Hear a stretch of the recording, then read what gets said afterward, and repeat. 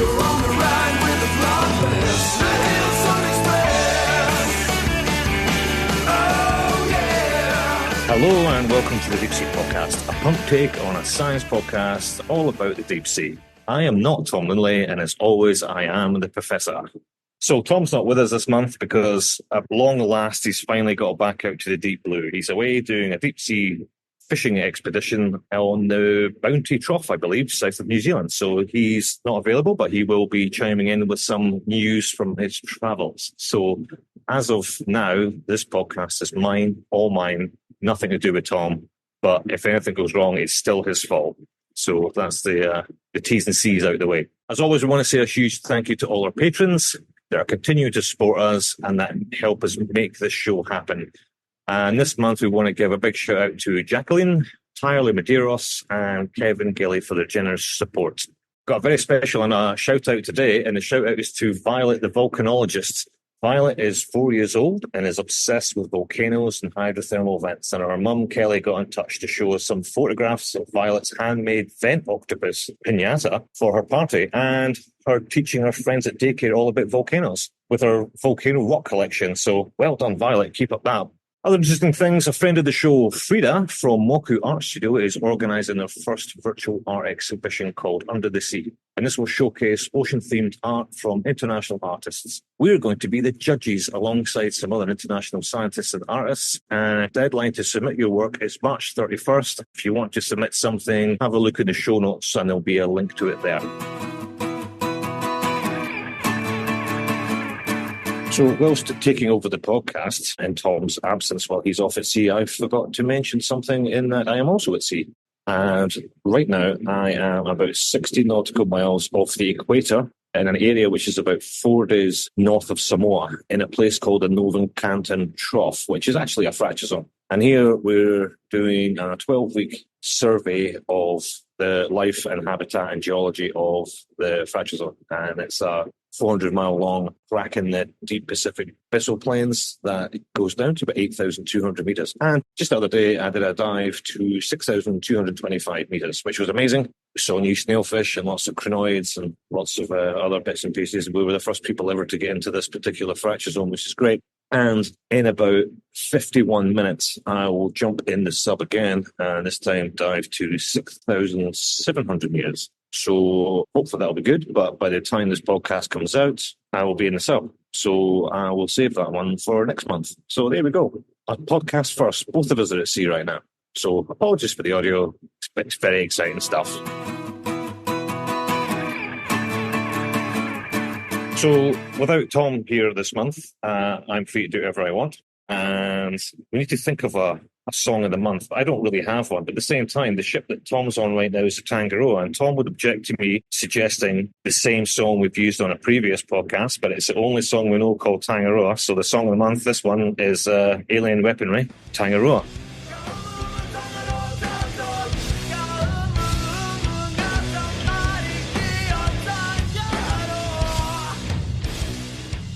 What's in the news this week, Tom? Oh yeah, he's not here. I'm going to have to do this myself. All right. Film director Bong Joon-ho, who directed Parasite, is set to begin filming deep-sea species for his new film this year. He's going to be filming this animated feature film involving deep-sea creatures. The film is expected to delve into the relationship between marine life and humanity, but what's amazing is the huge budget, which is apparently $52 million US, making it the most expensive production in Korean film history. So that's kind of exciting. In other news, scientists at the University of Copenhagen have described a new species of mud dragon from the continental rise of the South Island in New Zealand. So the species is called Christophies microtubuliferus. And for those who don't know, mud dragons are tiny animals that are less than a millimetre long and can be found everywhere from the beach to the deep sea. These tiny animals are tube-like and covered in scales, hence their name is mud dragons, and they can retract their heads back into their trunks and cover the opening with plates, like turtles can. They also have unusual reproductive behaviour, with females carrying their fertilised eggs, packing them into a protective envelope. Caring for young in this way is pretty unusual for microscopic animals. Despite first discovering in the mid-1800s, we still know so little about them and their role in the ecosystem. According to the scientists at University of Copenhagen, he is one of only a handful of scientists who've ever studied them. So maybe he's one for the show. So for more information on mud dragons, And the guys behind that discovery, go to the show notes and there'll be a link in there.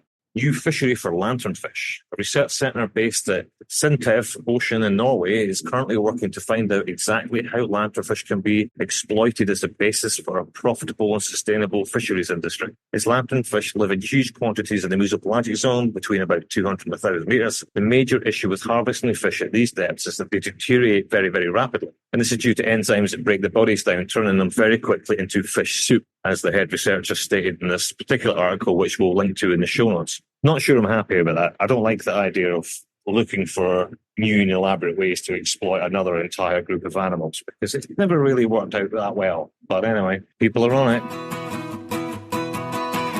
Hello, Deep Sea Podcast. This is Tom checking in from the Bounty Trough, which is out to the east of the South Island of New Zealand. So we're a fair way out. We're pretty much on the subantarctic convergence, so we're sort of where the Southern Ocean meets the Pacific. And we think this structure is an old riverbed from when Zealandia was a much bigger continent before it sort of sank below the sea. And so there's this really interesting crack going out from roughly in line with Otago in New Zealand, and then it goes way out into the abyssal plain at about 5,000 meters and takes this meandering track. So we've been out here with the goal of cataloging and discovering as many new species as possible, because this is an area we have not been before. There's very few data points from this. Even the mapping resolution has been really low, so we found quite a few new seamounts. But the channel itself, being as old as it is, I thought it was going to be almost hard to see when you're down on the bottom. I thought it was going to be mostly filled in with sediment, but no, it's like the Grand Canyon. There's like sheer cliff sides, and it's obviously being sort of flushed of sediment. So I'm a little bit worried about the gear we've put down in there, because obviously,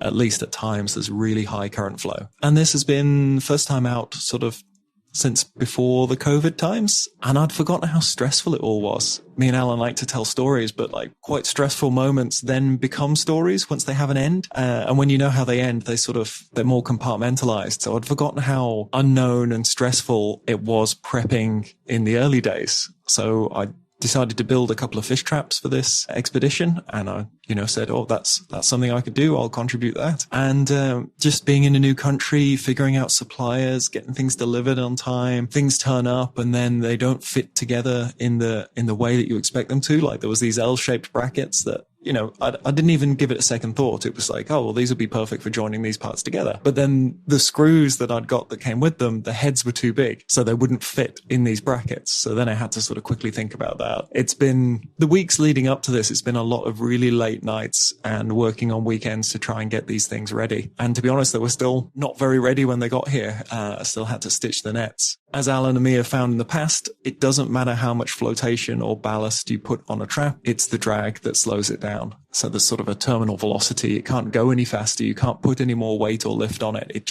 That's the speed through the water of this amount of mesh. So on the first few deployments, brand new vehicles, no idea what their speed is through water. And the only data point I have to go on is the distance between me talking to them and them replying. And that doesn't necessarily mean that they're right below us. So we don't know where they drifted to. We don't know where they'd settled on the seabed. And the vessel was drifting at about 2.5 knots. So I was getting these readings changing and trying to interpret, has it left the bottom? Is it on the way up? How fast is it if it is on the way up? Because we didn't know where we were in relative space. The vessel could be drifting towards it, which was tricking me into thinking that it was on the way up. It got a little bit easier once we went deeper, because if I got a range that was less than the depth, I knew it was on the way up. But on the shallower sites, it was really, really tricky. And I just didn't know what the speed through water would be. So we're up on the bridge scanning the horizon, holding up the ship, and it might be up in half an hour. It might be up in 2 hours. And it felt like a very, very long 2 hours with sort of all eyes on me. So I'd forgotten how stressful that was. In the early designs, it did turn out to be very slow. It was only coming up at about 10 meters a minute. And so that made it really difficult to tease it apart from the drift. But we rejigged the design. We reduced the amount of netting. Now it's flying up at about 41 meters a minute, which isn't bad for a trap. And now we know that speed. I can let the bridge know to within a few minutes when it's going to pop up. So far less stressful. But for those early days with a new vehicle, trying to figure all that out, yeah, it was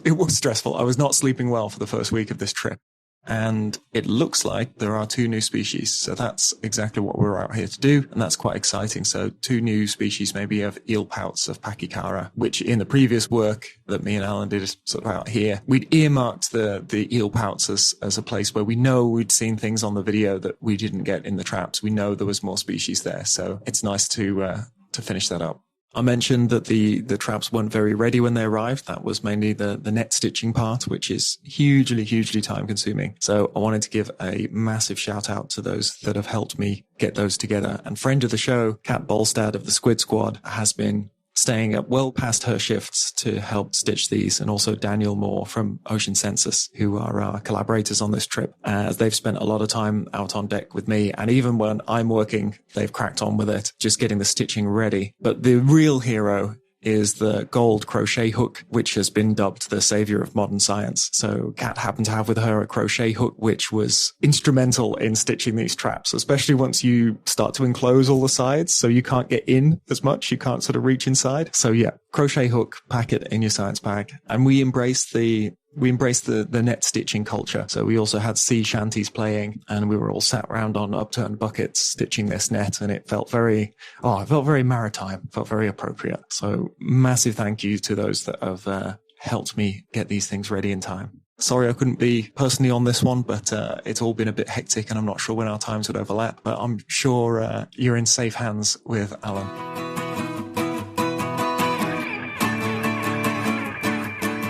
And given that I'm basically freestyling and free-falling this entire episode, we're going to cover various topics from heavy metal, like the alien weaponry and Tangaroa. Heavy metal will creep back into the episode later on. And we've already spoke about lanternfish and the mesopelagic, the top 1,000 meters. They'll creep back into this later on.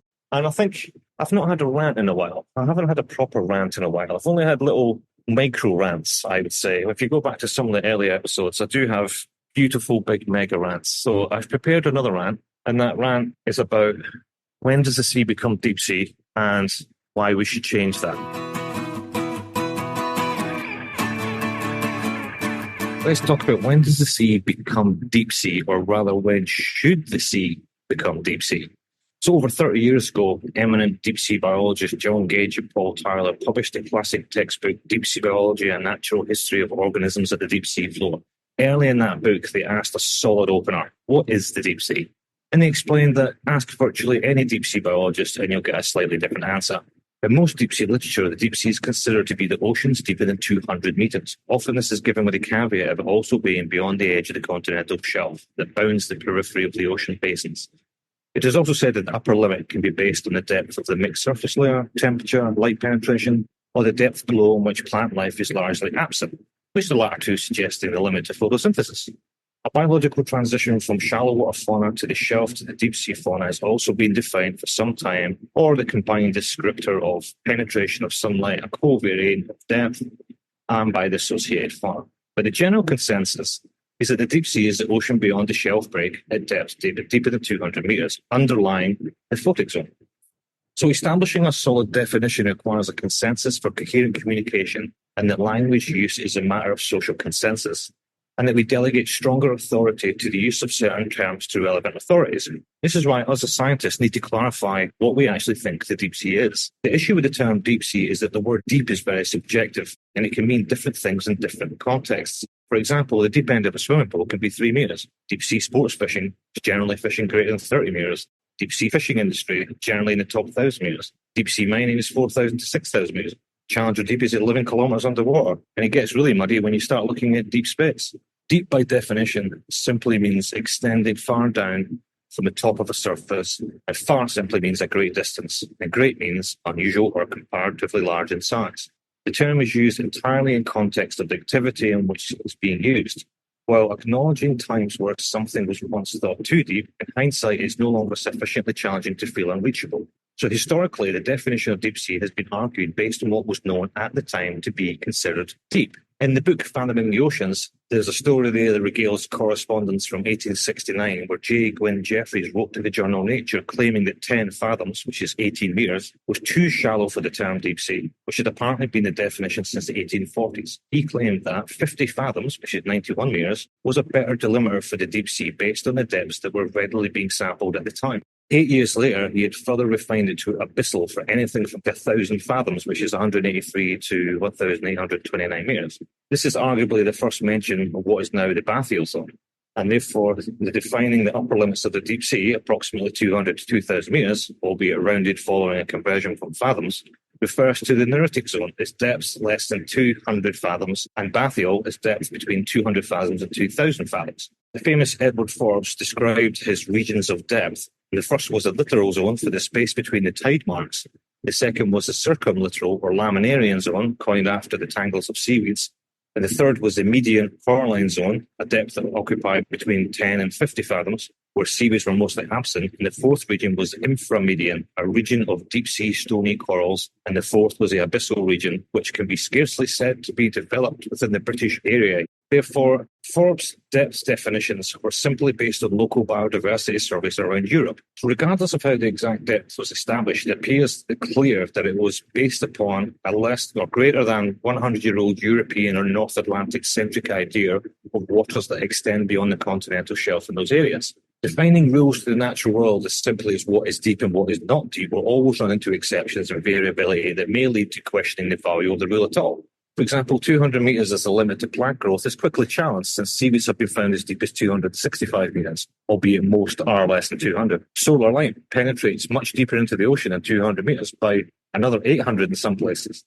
2.7 million square kilometres of continental shelf around Antarctica tends to be closer to 450 metres, over twice the norm of 200. And in the absence of continental shelf in places such as islands and atolls, the 200-metre contour is often ignored altogether when defining transitions. Therefore, consistency in nomenclature when defining ocean realms or zones where the issues lie. So let's think about the continental shelf thing. The continental shelf only accounts for 8.9% of the 32 million square kilometres of ocean. The significance of the 200-metre contour is greater in the western regions where early marine science emerged than others across the globe. Using some stats from a paper by Harris et al. 2014 on the global area of the undersea geomorphology, it was found that as a percentage surface area, the percentages in the aforementioned western areas, the North Atlantic, Mediterranean, Black Sea, were 16 and 23% respectively. These are in contrast to the Indian Ocean, 5.7, South Atlantic Ocean, 5, North Pacific Ocean, 7.5, South Pacific Ocean, 2.9.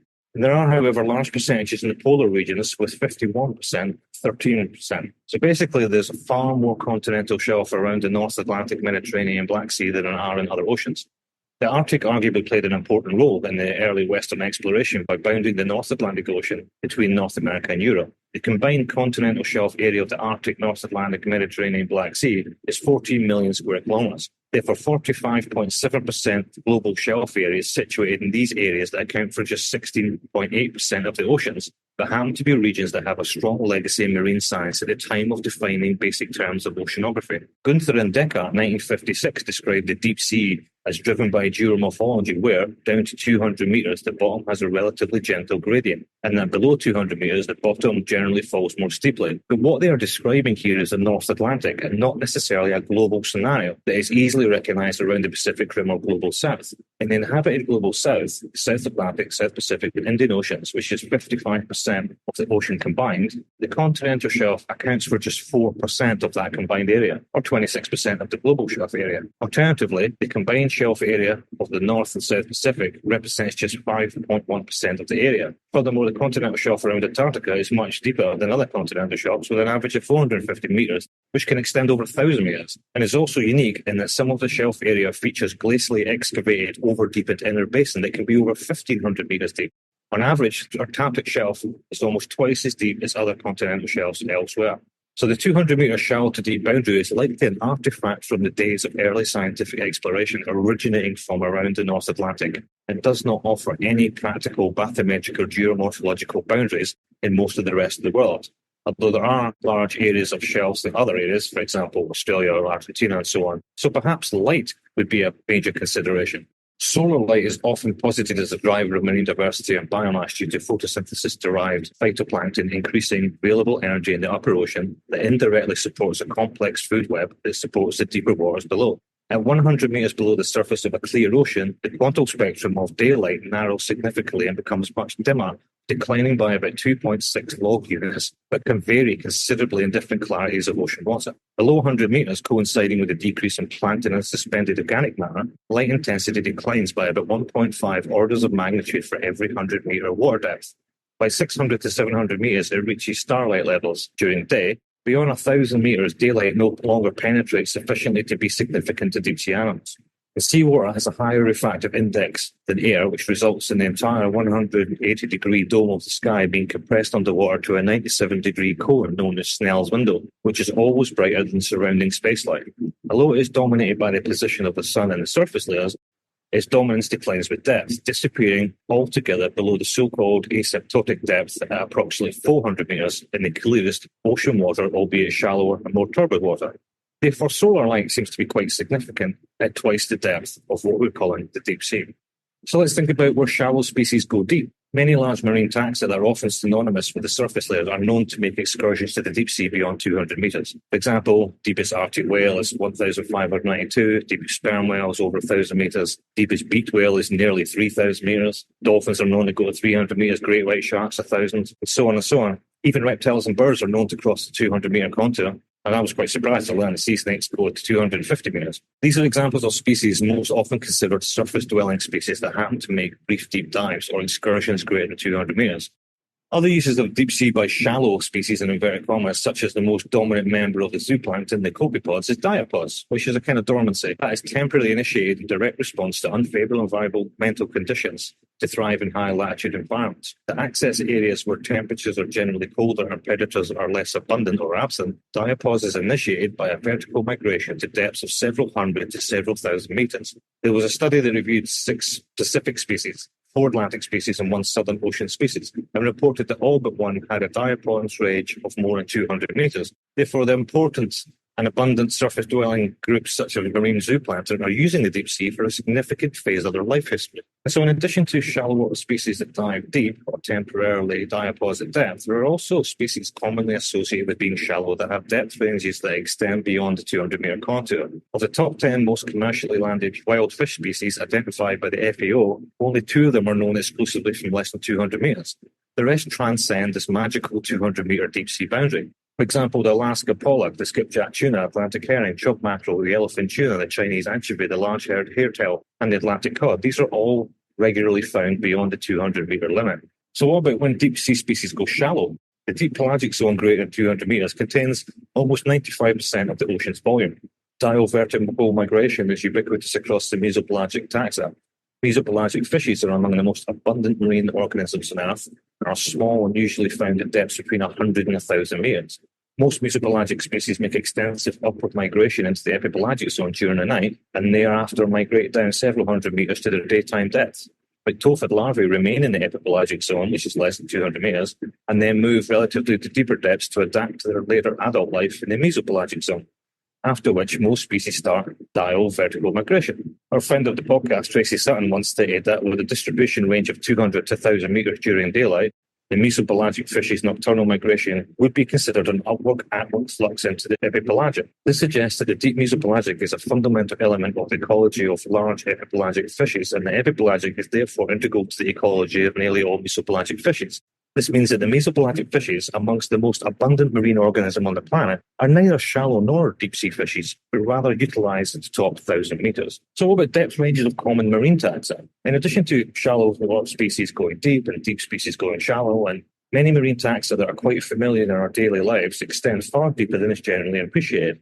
For example, marine groups such as the cephalopods are all found well below the 200-metre mark. Even cuttlefish at 600 metres, nautilus at 700 metres, vampire squid 5,000, squid 6,000, octopus 7,000. Other mollusks such as snails and clams are known from over 10,700 metres and sea slugs from 4,400 metres. Many orders of cnidarians are known from hadal depths, with hydrozoan jellyfish now known from over 10,000 metres. Sharks, rays, chimeras are found beyond 3, 4 and 3,000 metres respectively.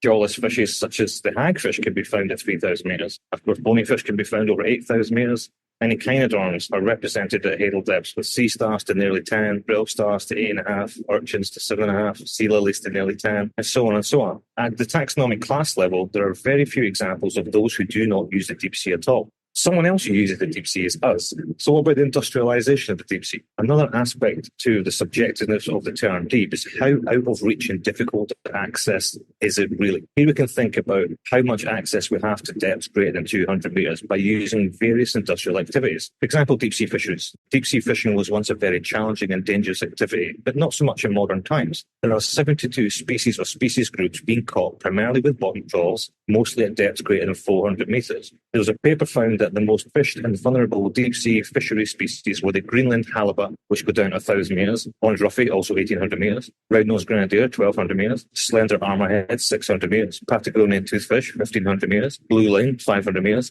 and the long-nosed velvet dogfish, 1,500 meters. These fisheries are occurring well within the deep sea and demonstrate an intrinsic, albeit negative, link to the deep sea, irrespective of what we may consider to be deep. However, the vast majority, in terms of catch weight landed, is generally in the top 1,000 meters. Furthermore, the industrialization of fishing fleets has resulted in bottom trawling on the continental slopes, reshaping the actual seafloor over large spatial scales. Trawling into sediment displacement and removal from fishing grounds reduces seafloor complexity, smoothing it over time. Papers have anticipated comparable effects on the deep sea floor by trawling to those generated by agricultural ploughing on land. In the Mediterranean, commercial trawling between 200 and 800 meters is estimated that the daily amount of organic carbon removed by trawling could be as high as 60 to 100% of the input flux, resulting in the degradation of sedimentary habitats and a significant decrease in and slower organic carbon turnover, therefore reduced meiofauna abundance and biodiversity. There are studies that conclude that commercial deep-sea trawling represents a major threat to the deep-sea ecosystem at the global scale, but albeit largely within the top 1,000 meters. So the deep sea is not only a place to extract food. There is also an emerging industry in Asia that promotes the drinking of deep-sea water for health benefits. There are papers that describe the health benefits of water to which a mineral extract obtained from the deep-sea water is added, where it is defined as seawater from the depth of greater than 200 meters. It is thought that drinking deep-sea-derived mineral water could have numerous health benefits, including improving gut ecosystem and beneficial effects on intestinal health, and possibly alleviate obesity and diabetes and a range of other benefits. Who knows? In these studies, the water is actually pumped from a depth of 1,100 meters, around 18 kilometers off South Korea. The usage of deep-sea water is an emerging industry, with some commercial brands boasting their deep-sea water-based drink is concentrated from water pumped from 662 meters off Taiwan. This particular site has inlets 600, 660 and 710 meters deep. It is also emerging in Japan with great economic values worth billions of dollars. The United States also extract deep water from 600 meters, 670 meters and 900 meters deep off Hawaii to applications for bottled drinking water, aquaculture, pharmaceutical and cosmetic products. There was even a Japanese journal dedicated to research into applications for deep sea water that published from 2000 to 2018. In many regions of the world, increasing water demands and diminishing groundwater supplies are prompting a greater reliance on desalination, as desalination water is expected to play a pivotal role in narrowing the water demand supply gap. As the production of desalinated water increases, methods to make the industry more efficient are being sought. One issue of efficiency is that of entrainment of marine organisms that can be substantially reduced or eliminated by placing intakes away from biologically productive areas, such as in deeper water farther offshore. Such intakes are proposed to be as deep as 600 meters. Another global industry present in the deep sea greater than 200 meters is the oil and gas industry. There are currently an estimated 12,000 offshore platforms and 180,000 kilometers of subsea pipelines. Furthermore, offshore marine renewable energy developments are likely to increase the amount of subsea infrastructure over the next 20 years. Although most platforms are situated between 30 and 150 meters of water on the continental shelf, there is deep water greater than 200 meter productions in areas such as the Arctic, North Atlantic Ocean, East and West Africa, Gulf of Mexico, South America, India, Southeast Asia, and Australia. The majority of these are in water depths of less than 1,000 meters. Although ultra-water greater than 1,000 meter production does occur, it's still in its early stages and limited to areas such as the Gulf of Mexico, sometimes West Africa.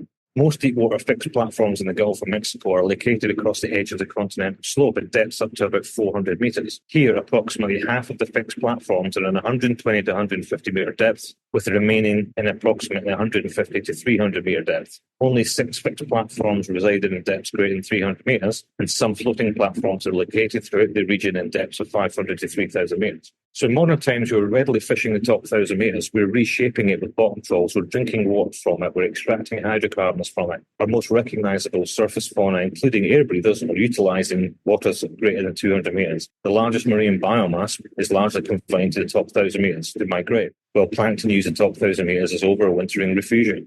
None of these excursions, migrations, or anthropocentric activities were known or were occurring at the time the deep sea was considered to begin at 200 meters. So I think when you start putting all this together and you think about the subjectiveness of the word deep, means it's kind of out of reach. It's a place which is quite difficult to get to, and that was once true. And the 200-meter mark being associated with the continental shelf is something that which is primarily driven by the early marine scientists operating around the North Atlantic. I propose that the deep sea should really start at 1,000 meters, because at 1,000 meter, it does become quite challenging. And if we're regularly fishing and eating and drinking and extracting stuff and animals are utilizing this whole body of water, the deep sea doesn't seem that deep anymore. 1,000 meters to me that no longer feels that it's out of reach. As a society, it's not something which is difficult to do. It's not challenging anymore. So it's about time we redefined what the deep sea was and changed it to 1,000 meters.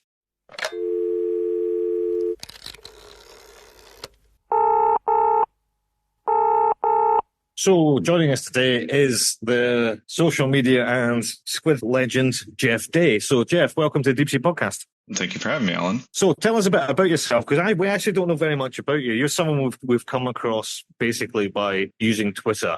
And you're obviously quite a big presence on there. And we thought it would be an interesting spin on this episode to speak to someone who's very much in that kind of environment. So just kick off with telling us a bit about you. Sure. That's always something that's rather hard for me to summarize, but I'll give it a shot. A software engineer is my day job. I live in Houston, Texas. And I've always kind of been interested in the weird and deep sea life, but I never really got super deep into it until fairly recently. So you're not a scientist then? Nope. That's amazing, because we were at some point trying to figure out exactly where you were, because we just figured your knowledge of cephalopods and deep sea stuff is almost encyclopedic. So we're thinking, well, where does this guy work? And we couldn't find you anywhere. So you're not a scientist at all. This is just a hobby of yours. Pretty much. I guess I've picked up a lot via osmosis and from conversing with actual scientists. Ah, that's brilliant. No, I love it. That's so cool. So you're obviously a big part of deep sea community on social media. And what is it about these platforms that you find so engaging?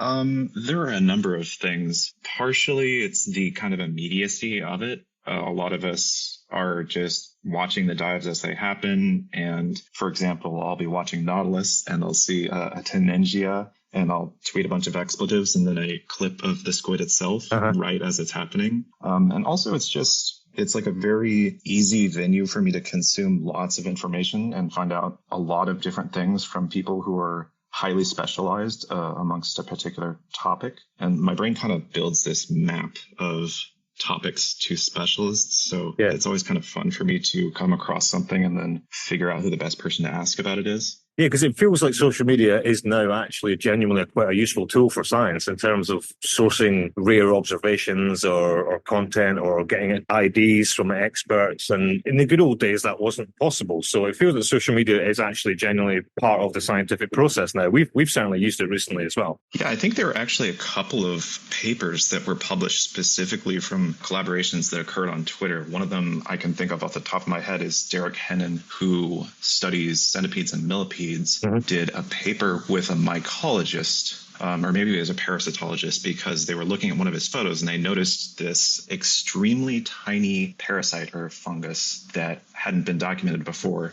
and just by a happenstance. And so they published on it. Yeah, that's a good point. I think it's like it feels like there's now a bit of a grey area between the scientific community and citizen science, where it's actually both citizens, if you like, or non-scientific communities. The scientific communities are meeting in the middle and actually being quite constructive. Certainly in people like yourselves and others I've seen on Twitter who are watching these live feeds and pulling out images and actually doing a lot of the outreach on their own, rather than it coming from the scientists to non-scientists. I think that's a really interesting aspect of this. Yeah, I was joking with somebody who asked a question on Reddit about some observations of like these specifically rare squid. And I was explaining to them how I came to know all this stuff. And I wound up, I think the sentence was, it occurred to me while I was writing this that it's maybe not exactly normal to have a mental Rolodex of toothologists and their relevant families of expertise and which social media platforms they respond the quickest on.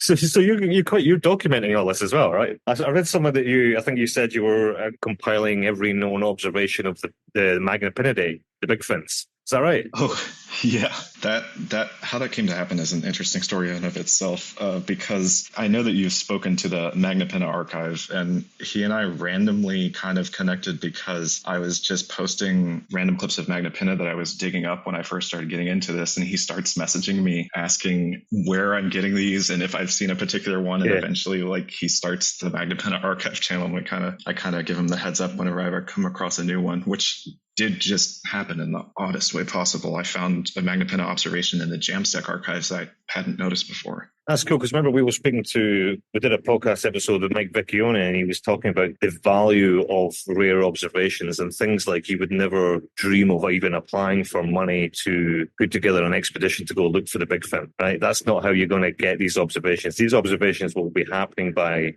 accident and by chance. And so, ROVs working offshore might come across one, a scientist in, Japan may see one. And over time, these will eventually become a data set. And I think somewhere in the middle of all that, it has to percolate through social media, and people like yourselves are bundling it up and saying, here you go. And that's how that type of science is done. There probably isn't a better way for doing it right now. That's just the way it is. Yeah, that was a really interesting point that he made. And it ties a lot into a study that came out last year that I think it was like Benoit Bird and a few other co-authors, including Bruce Robeson of Mbari. And they devised this study where they had two vehicles. They had an AUV and an ROV, and they mounted echo sounders on each of them to try and figure out what the animals that were beyond visual range were doing in response to the vehicles. Yeah. And it kind of shook out the way you would expect. Like one portion didn't care, the other were attracted to it, the other kind of kept a fixed distance between them and the vehicles, and one group just got the hell away as far as they could. And that's so tantalizing to me as somebody who like tries to go through ROV video and find the obscure squid, is that there's this subclass of, in the latter group, animals that are just, we're either never going to see or we're just going to come across them completely incidentally in like a totally unrelated video. It's like the great skittish, right? There's a whole community out there that just are uneasy about something else being near them. And, they may well go unobserved for a long time. And it makes sense, because the deep sea is an environment where you wouldn't expect it to be a vehicle with thrusters and lights and acoustic systems pinging away. They probably don't really know what to do.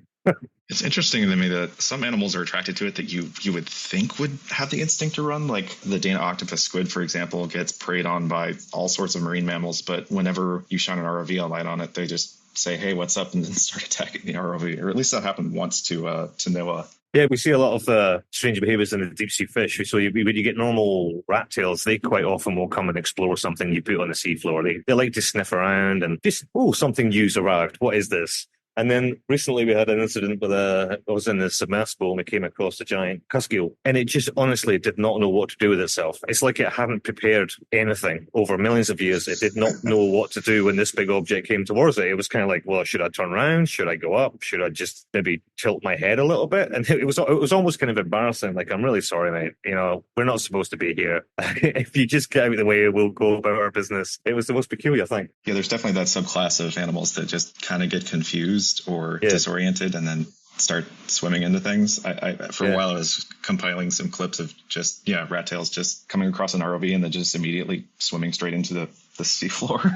Yeah. So going back to the sort of the usefulness of the social media platforms, if you've ever listened to the podcast, you'll know that I'm terrible at social media. I really genuinely am. I'm finding Twitter to be more and more useful at the moment because of people like yourself and guys like the Kino blog and various others who you can lean on for quick IDs and things like that. But how is it changing? Do you feel like since you got into this that the social media environment is changing for this type of stuff? And what are the best platforms for this type of observation sharing at the moment? That's an interesting question. So I definitely started out on this on Twitter, and the science community on Twitter has been very strong. I think sort of in the last couple of years, people have looked for alternative platforms. Yeah. There's a fairly solid science community on both Mastodon and Blue Sky, but at the same time, they don't have quite the critical mass of people participating. I know that if I need an ID, I'll still tag people on Twitter because there are a bunch of people who are only on Twitter or who just respond faster there versus the other platforms. Yeah. I would say that the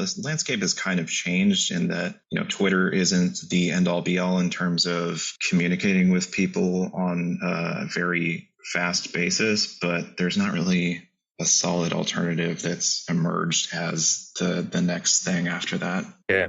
So you're a squid guy then. So what is it that draws you towards the squid? It's funny. I didn't start out as a squid guy. I actually started getting more into this because I wanted to learn more about Dumbo octopuses. Mm-hmm. But the further I got into it, the more I realized that footage of Dumbo octopods is not super common. Yeah. And there are only, 4 major families, and you can kind of get a handle on, the different species of each. But when it comes to deep sea squid, they're just astonishingly diverse, and they have the widest variety of just crazy body plans. Yeah. Like if you look at something like Magnapenta or Juvenateuthis, and then of course at the other end of the spectrum, you've got your squid-shaped squid like Philodoteuthis and stuff like that. And I don't know, the variety is just, I haven't gotten bored of it yet. There are just so many interesting, beautiful animals. Yeah, no, I love it. Whenever we see a squid, there's great excitement. And a couple of years ago, we found the Dumbo octopus down at 7,000 meters. That was just incredible. It's just what a beautiful animal to find in such ridiculous deep depths. But one of the problems we sometimes have with squid is we do probably see them more than you would think, but quite often they're so fast our cameras can't keep up. So you just have this like torpedo blur.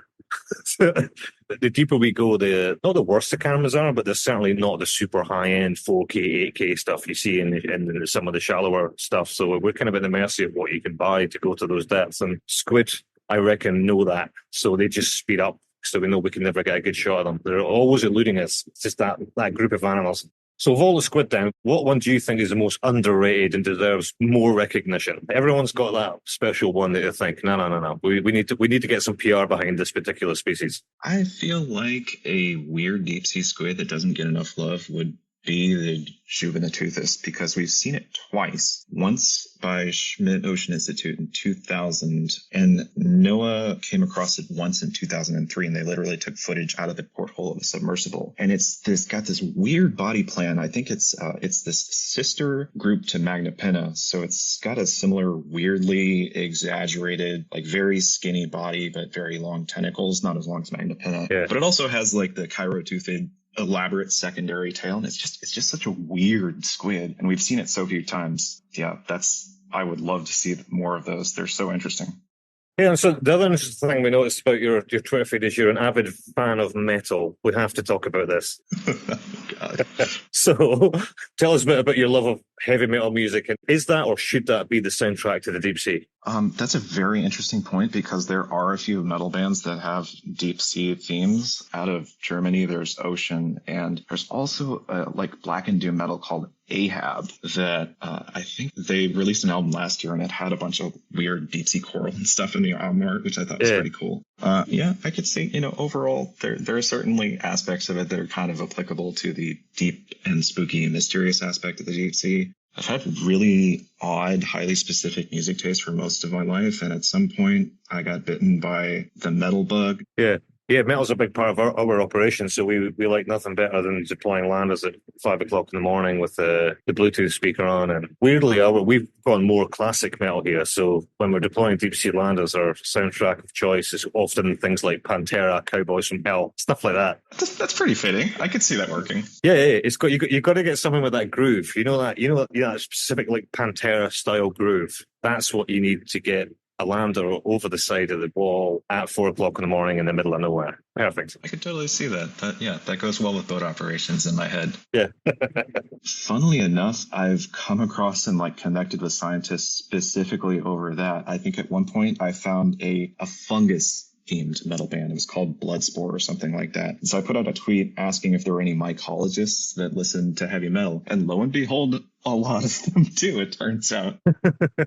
And actually, one of my scientific side interests, aside from the deep sea stuff, is parasitic fungi. And a bunch of the parasitic fungi scientists are really into metal. So that was kind of interesting to find out. Wow. Wonder why that is. Someone should do a study in that and try and figure that one out. That would be a very interesting question. Cool. Well, it's great talking to you, Jeff, and thanks very much for your time. Well, thank you for having me. It was great talking to you, Alan. Coffee's ready.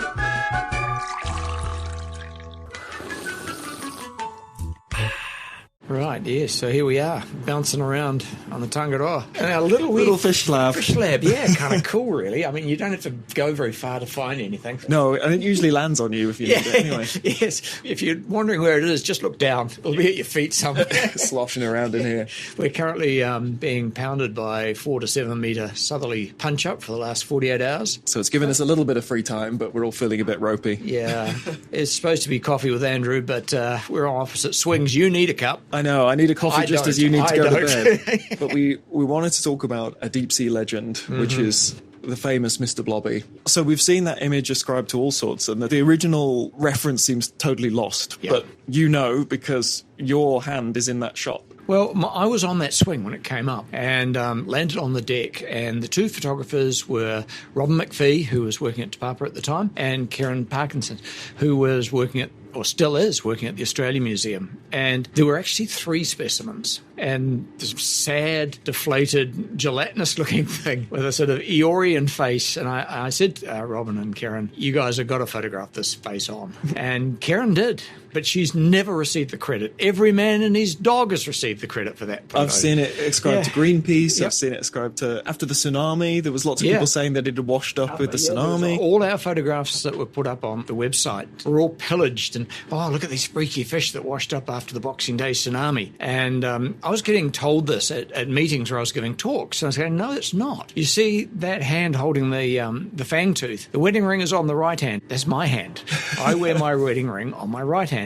And you see that label in that photograph there, the initials at the bottom, AS, those are my initials. No, I was nowhere near Southeast Asia when the Boxing Day tsunami hit. 15 years earlier. Or something like that. Yeah, 20 years earlier. It's almost 20 years to the day that we were out on Northants, 2003. Yeah. So here we are doing it all again, but in a somewhat more hostile environment. 20 years later, we're on the same vessel. Mm-hmm, on the same vessel. That photo was probably taken in the same room because we got another blobfish. We got another blobby. Not quite in the same room. If you listeners imagine, behind us is a kind of a hatchway, a servery, which goes into what's called the Detis Dry Lab. And on Northants, that was actually the photography suite. And so you recreated Mr. Blobby. Yeah, well, when we got one, and it's the same boat, and it's been 20 years, so yeah, it's in slightly better nick. I think it's quite a bit bigger. It's still got its natural markings, but it still looks a bit deflated and has the sad nose. It doesn't really have that sort of proboscis-like nose. No, not as much. Not as much. It was in better condition. And, well, I have serious questions as to whether or not we've got the species right there. Right. A number of different species names have been floated for Mr. Blobby. There's Cycrolutes microporus, there's Cycrolutes marcetus, and really tragically, the world authority on this group, Joe Nelson, passed away. And his protege, I guess you could call him, who was going to take over, basically sort of vanished. Nobody knows where he went. He was keyed up to come out to New Zealand to work on the Cycrolutidae for Fishes of New Zealand book. Everything was lined up, and then suddenly he went dark and stopped replying to emails. And in the end, I contacted the museum he was associated with, and they were going, no, we don't know where he's gone. So, I don't know. Really mysterious. It's sad because we got a new fish in the genus Ebinania, and I was going to suggest that we write that up and describe it as new and name it after Joe in honour of all his work on blobfishes over the years. But it's one of these enduring mysteries. Where did he go? Another one on the to-do list. It is. There's more to do than not. As I sort of go off my shift at Te Papa, maybe, and you're coming on to you're coming on to Need your at least shift. another 10 years out of you. Well, yeah. You want to think about it. Think about it. Come on, Tom. Think about it. We've got enough to do after this trip. Promise me you'll think about it. You want to describe something which is so amorphous that you've got no landmarks that you can get reliable measurements off. Trying to describe jelly. Yeah, you X-ray it and there's no calcification. I think that's a pterygophore for a fin ray. But the skull, though, the skull's so hard. Well, it is and it isn't. Joe used to hemisect back the skin and stain the skull. And you see the bones are actually very, very thin and fragile, but they're rugose and crenulated. So they get their strength from being folded, not from just being sheer mass of calcium, which is kind of cool, really. Yeah, because it's weird to feel that soft flesh and then a really quite firm skull underneath. Most of the deep sea stuff, at least the ones I mess with, the skull is soft as well. Yeah. Well, what was interesting is during the previous work program that was done in the Fishers team with Vincent Zinton, he actually got film footage of a blobfish swimming along. And you'd think these things would be sitting on the bottom, swimming in short hops. But no, this was off the seabed and sort of sculling itself along like it was rowing a pair of oars with its great big pectoral fins. And it appeared to be neutrally buoyant. So the reduction in skeletal mass, the jelly, the gelatinous flesh is all moving towards perhaps a neutral buoyancy. Yeah. So it's just kind of cool when you think about it. But unfortunately makes for a bad photo in air. Yes, everything sags. You pin the fins out, and you've got to digitally crop all the skin that sort of oozes out on the downhill side on the photo desk, and it just looks bizarre. It hangs like, I don't know. I'm sure any of our listeners will know that the blobfish does not look like that in its natural environment. No, supported by the water. Yes, so they are kind of cool, though. They are cool. You wouldn't think that they're actually scorpaeniforms. No. There you go. It was good to be reunited. Yes. Yeah, 20 years down the line. Yes. Another Mr. Blobby. Another Mr. Blobby. And this one, although it didn't have the proboscis, had a I believe a copepod parasite. Yeah, there's a wound on the head. Buried into its head. Ugh. And this thing has disappeared and left a kind of ulcerated sore. These things seem to have it rough. Yeah, there's been a few parasites coming up I don't like the look of. Yeah. Yeah, well, fingers crossed the weather's going to start to behave itself. You're going to send the lassie come home signal to your hopefully bailing picking traps. up traps this evening. Yeah, finding them on the surface and then see who's got the best Grapple hook toss on deadliest catch. Throw the science grapple hook. Mm-hmm. Yep. Yeah, we need a grapple gun, I think. Oh, they're pretty underwhelming. Are they? Yeah, not as good as someone's arm.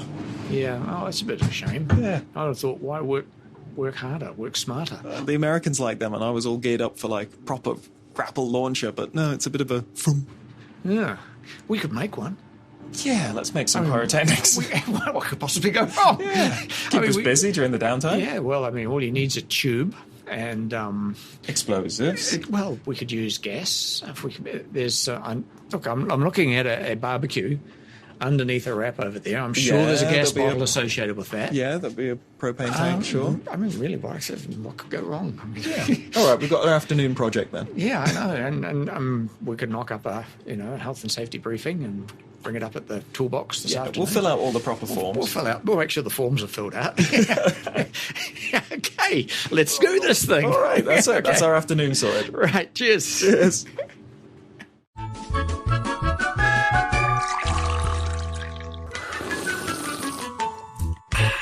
And that concludes this month's episode of the Deep Sea Podcast. And if you want to follow us on social media or support us on Patreon, check the show notes or go to podcast@armatusoceanic.com. Ride with the blobish, the Hillsong Express.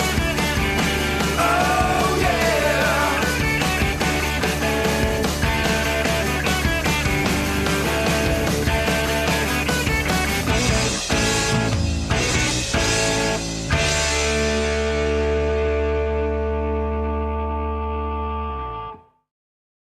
If you would like to advertise with the Deep Sea Podcast, feel free to get in touch. Our audience is primarily young people with an interest in science, often undergraduates or people considering a degree in marine science, but it also includes established scientists. Feel free to get in touch if you're interested in reaching these groups.